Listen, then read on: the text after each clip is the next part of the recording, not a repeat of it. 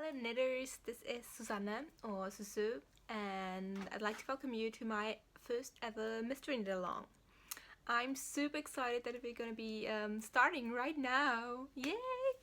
And this video is going to help you to get started with the mystery knit along with the first clue. You're going to need needles. I'm using DPNs. And I'll be switching to circular needles later on, but for now DPNs are kind of my preference. And you're gonna need your colors A and B. It does not matter which one is A and B, so you can go either way.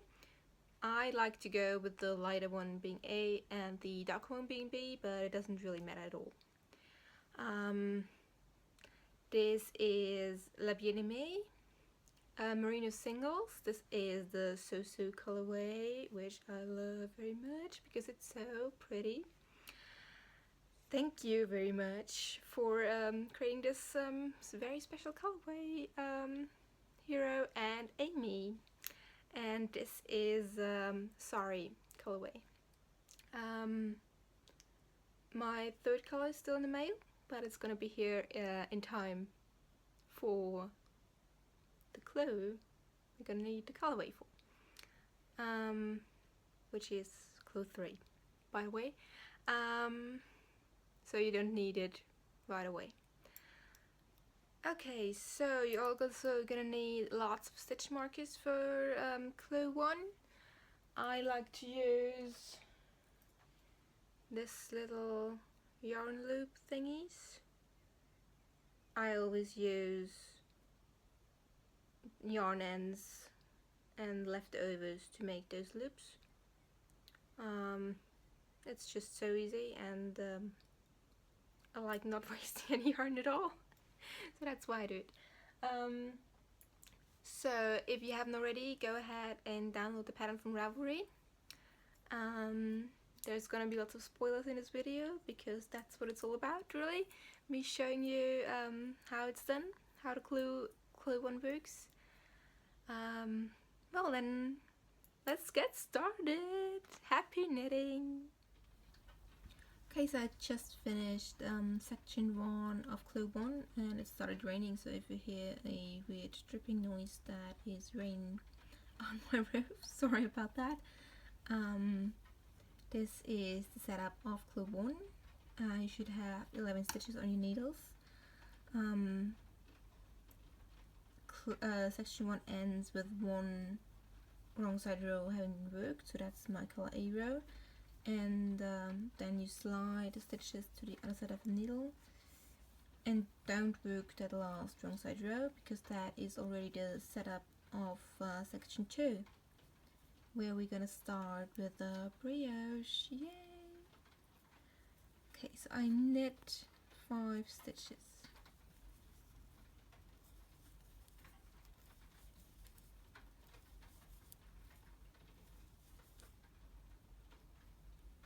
And then I'm gonna place a stitch marker.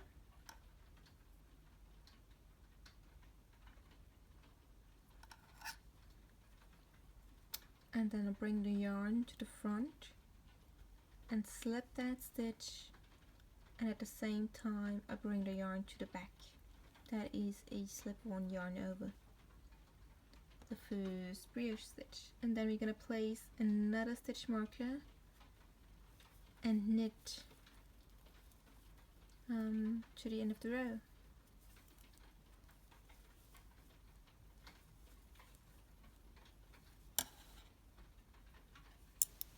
Turn your work, and then we're gonna work row 1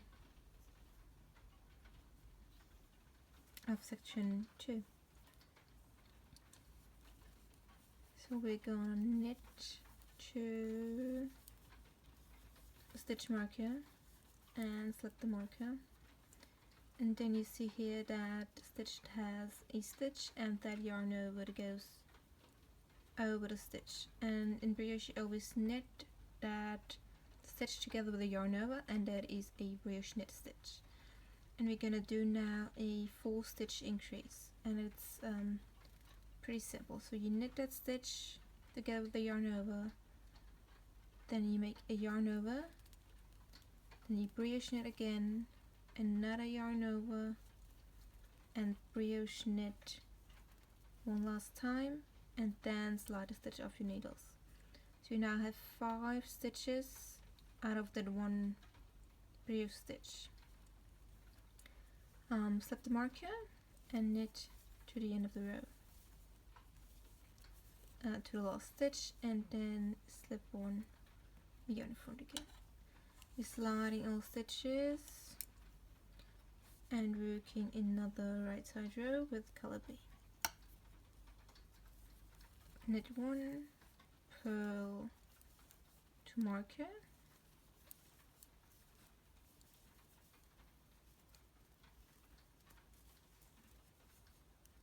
slip the marker, and then we're at this brioche increase again. And what you do is you slip one yarn over, and then you see that that stitch is kind of behind here, and then it's a purl, and then slip one yarn over, purl, and slip one yarn over again, slip the stitch marker and purl to the last stitch,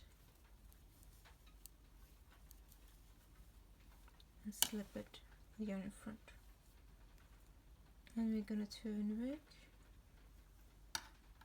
and work row 3 wrong side with color A. So that's a knit 1, purl to marker,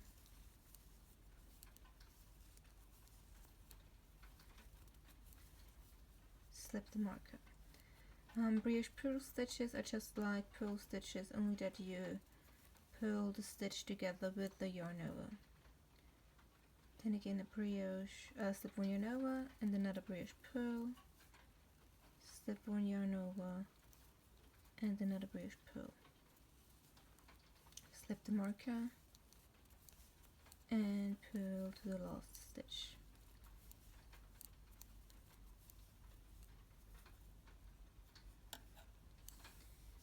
Increases and later on also decreases only happen on right side rows, so we can kind of relax on the wrong side rows and just work in either garter stitch or 2 color brioche.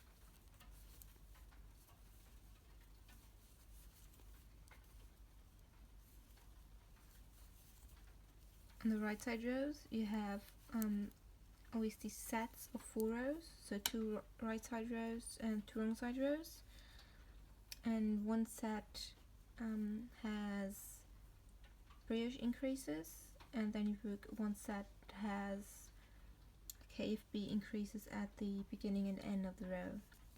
Okay, so now we're already on row 9.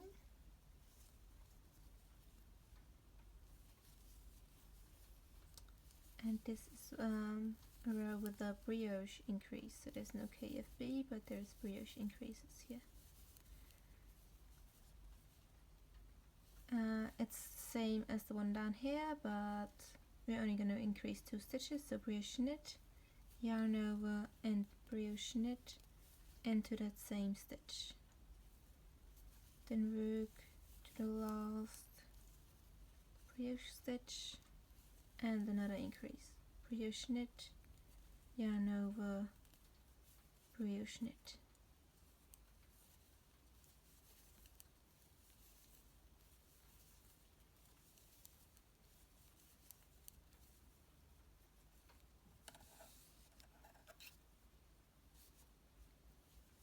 And now we're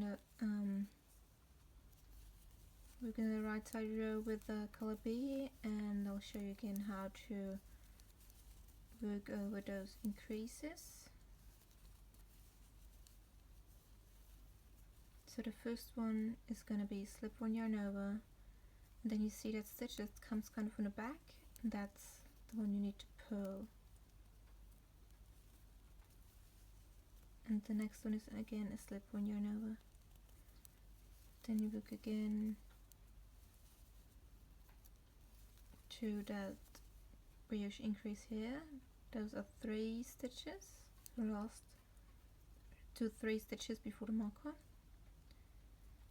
Slip-on yarn over, purl, slip-on yarn over, and to the last 3 stitches. So you're gonna be repeating those rows, and I'll work that, and I'll see you again when I've finished. Here is the finished section 2 of clue 1, and you already see the pretty brioche triangle. You can see here that color A is in the front. If you turn it around, you can see here color B, and that is that pretty pink, and I love those speckles in the front. And we're gonna play with this color effect a little.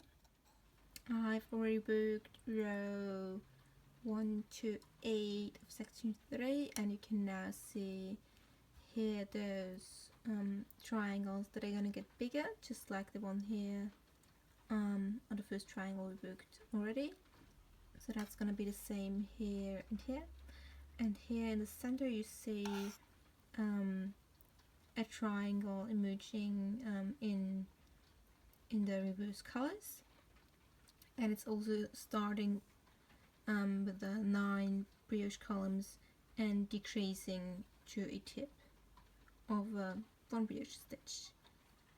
So this is row 9, and here we're working again brioche increases. So knit to the marker,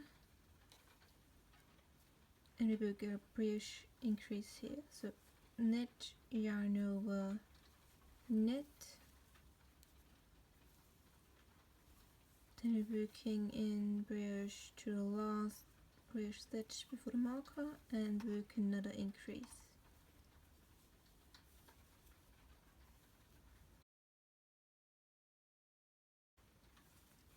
So you have the brioche increases on the first right side row, and the brioche decreases on the second right side row. And again, there's no brioche increases or decreases on the wrong side rows. So here again, brioche increase, work to the last stitch before the marker, and another brioche increase. Slip the marker and work to the last stitch, and slip.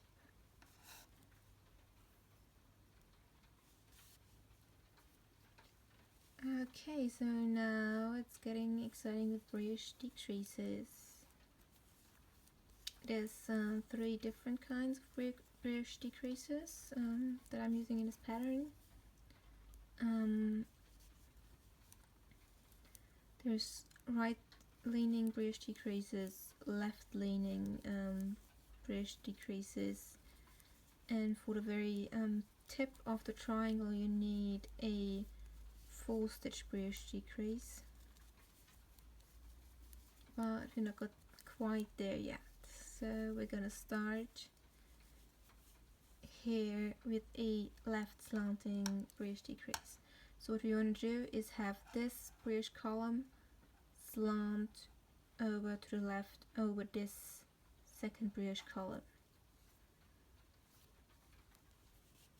So the way we do it is we slip this brioche stitch, and then we knit the next brioche stitch together with that purl stitch. So we knit those 2 together, and then we lift the stitch that we slipped, the brioche stitch that we slipped, together with the yarn over, so both of them, and off the needle. Now see how this brioche column slants to the left, and then we work, slip one yarn over, brioche knit to the last 3 stitches before the marker, and we work a right slanting brioche decrease.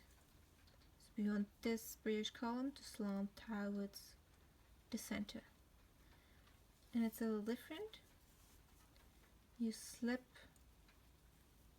the first brioche stitch, then you knit that middle stitch, you lift the slipped stitch over, transfer the stitch to the left needle, and lift the next brioche stitch over, and then the stitch goes back onto the right needle. So it's a little juggling around, but it is not difficult once you've practiced, and you're gonna get a lot of practice in this pattern, so you're gonna be master increases and decreases in brioche once you're done, and you never have to be afraid of any brioche patterns ever again. Okay, here is the almost finished section 3 of clue 1, and as you can see, with those 65 stitches, it's really very tight on my DPN, so I'll be changing to a circular needle very soon. I have finished all but those plain garter stitch rows of section 3, and that is because this is where we're gonna work this center decrease, 4 stitch decrease right here, and I'm gonna show you how this works. First we're gonna work the right side, the first right side row with color A, and in the next row there's this decrease. So here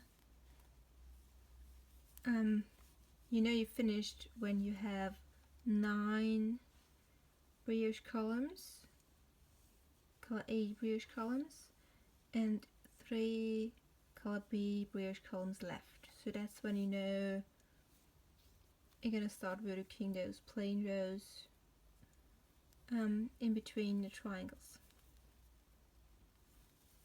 So knit to the marker,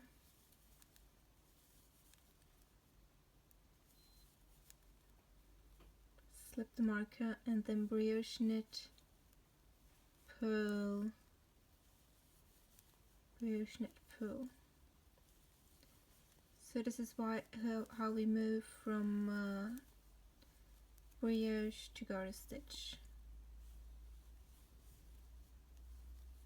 Okay, so I'm gonna work in purl to the 3rd marker. So the 3rd marker is the one that marks the beginning of my color B triangle. So those are all purl stitches.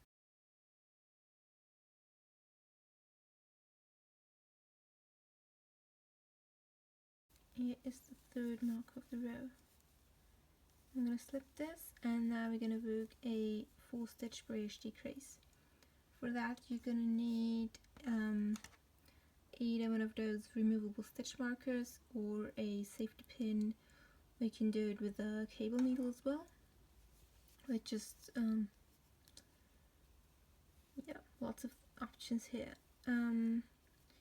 You slip the first 2 stitches one after the other, then you place that center stitch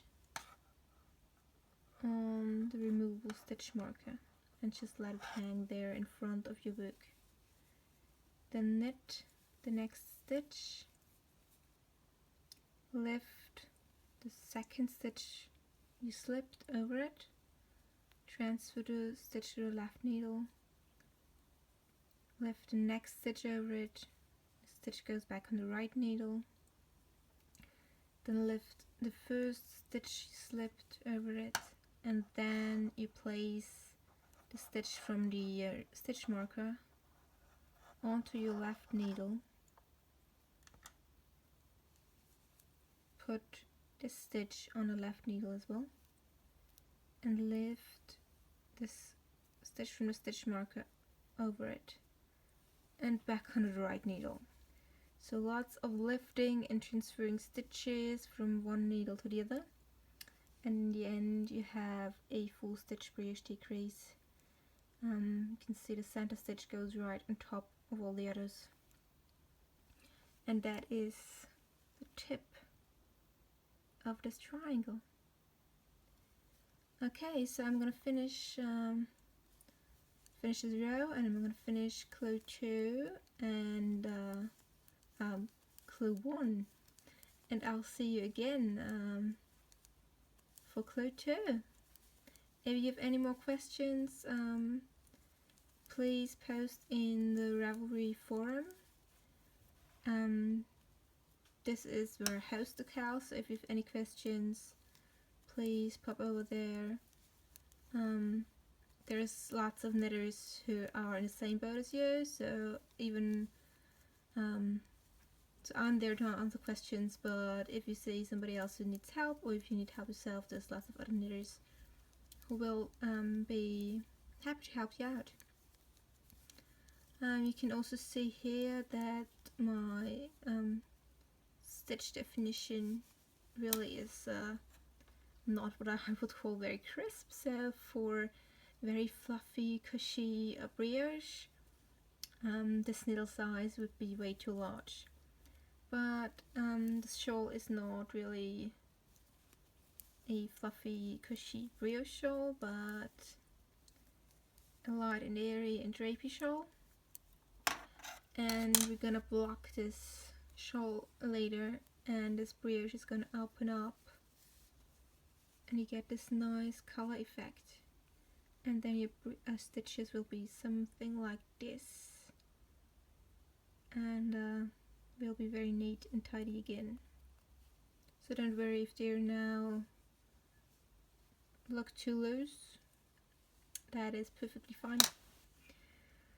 Well, I love this knitting brioche triangles. I love this effect you get with brioche and garter stitch, and I really hope you enjoyed it too.